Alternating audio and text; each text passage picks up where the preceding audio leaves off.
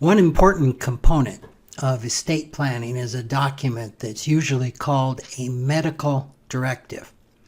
This document can actually be made up of several documents. It can include a living will that sets out your wishes for end-of-life care and a health care power of attorney that designates someone to make medical decisions if you're unable to do so.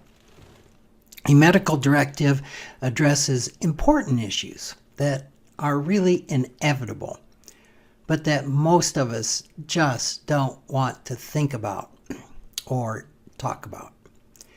Consequently, many people leave their family members and medical providers with absolutely no guidance.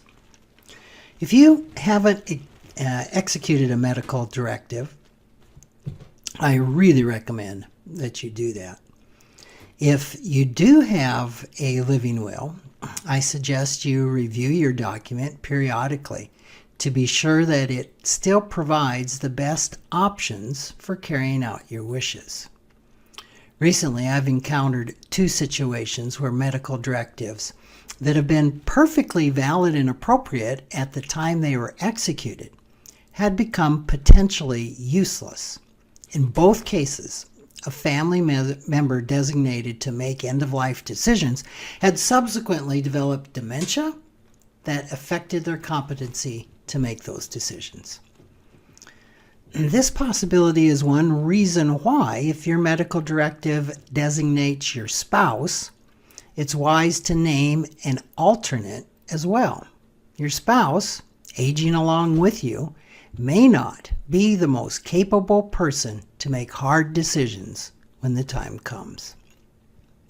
It's also a good idea to communicate your specific wishes to both your primary and alternate designees. Things to discuss with them would be whether they believe they will actually be able to carry out your wishes.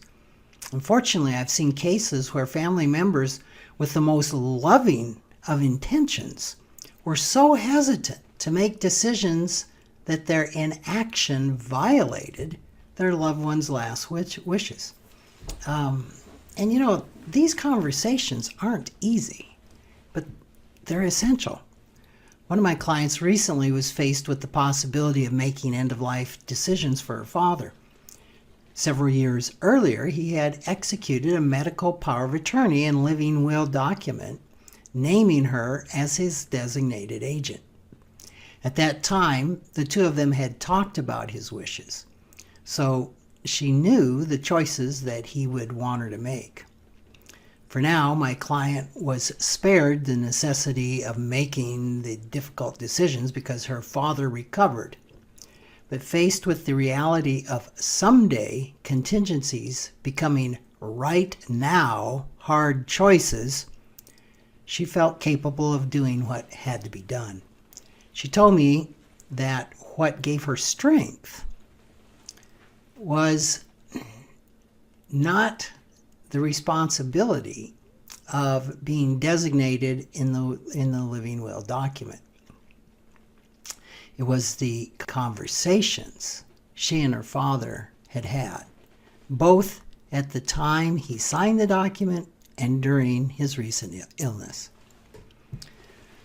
She said, "I made him a solemn promise that I would make the choices he needed and wanted me to make." She said, "It felt like a vow I couldn't ever go back on." It may not be especially difficult for a family member to agree to become the designated representative in a medical directive. If the agent named in a healthcare power of attorney is in good health, the need to make hard decisions is somewhere in the future and can feel theoretical. But at the time of a medical emergency or a draining final illness, a family member who's frightened and grieving and exhausted may find actually making those decisions to be the hardest thing that they've ever had to do. Giving your family members the clarity and direction to make end-of-life decisions for you requires more than just putting their name into a document. It requires choosing someone who is willing to carry out your wishes. communicating your wishes to them through conversations, and checking periodically to make sure they are still willing and able to carry out the solemn promise that a medical directive entails. Thanks for listening.